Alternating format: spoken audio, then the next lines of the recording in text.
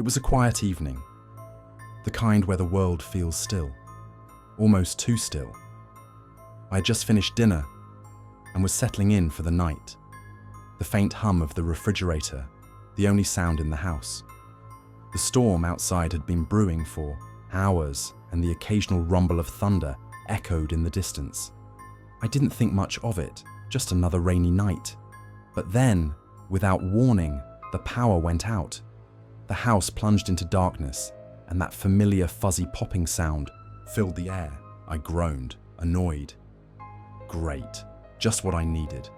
I grabbed my phone and turned on the flashlight, figuring I'd check the breaker box. As I stepped outside, the rain was coming down hard, the wind whipping through the trees.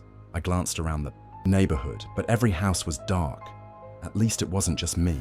I made my way to the side of the house where the breaker box was, my shoes squelching in the mud. That's when I noticed something strange. The lock on the breaker box was broken, the door slightly ajar. My stomach dropped. I opened it, and, sure enough, the main switch had been flipped. Someone had cut the power. On purpose. I froze, my heart pounding. Why would someone do that? I turned back toward the house, but before I could take a step, I heard it. A faint creak, like a door opening, my front door. I hadn't left it open. I stood there, paralyzed, as the sound of footsteps echoed from inside my house. Slow, deliberate footsteps. Someone was in there. I didn't know what to do. My phone was in my hand, but my mind was racing too fast to think straight. I couldn't call the police, not yet. I needed to see what was happening. I crept around to the back of the house, my breath shallow, my hands trembling. The back door was slightly ajar, just enough for me to see a sliver of light moving inside. A flashlight. Whoever was in there was searching for something or someone.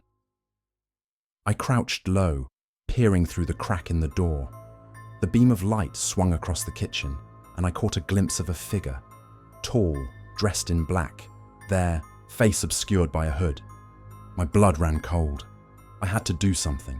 I couldn't just let them ransack my home. I grabbed a rock from the garden and hurled it through the living room window. The glass shattered, and the sound was deafening. The flashlight beam jerked toward the noise, and I heard a muffled curse. I didn't wait. I bolted to the front of the house, yanked the door open, and screamed at the top of my lungs, "Get out of my house!" The figure turned, their flashlight blinding me for a moment. And then they ran. I heard the back door slam, and just like that, they were gone. I stood there, shaking, my heart pounding in my ears. The house was silent again, except for the sound of the rain and the wind. I called the police, my voice trembling as I explained what had happened. They arrived quickly, but by then, the intruder was long gone. They'd taken a few things, my laptop, some cash, but nothing irreplaceable. The officers told me it was likely a random break-in, but I couldn't shake the feeling that it was more than that. The way they'd cut the power, the way they'd moved through the house, like they knew where they were going. It felt personal. To this day, I don't know who it was or why they targeted me. I've since installed security cameras and reinforced all the locks, but I still can't sleep well during storms. Every time the power goes out, I'm back in that moment, standing in the rain, staring at a broken lock on a breaker box, wondering if someone's watching me from the shadows.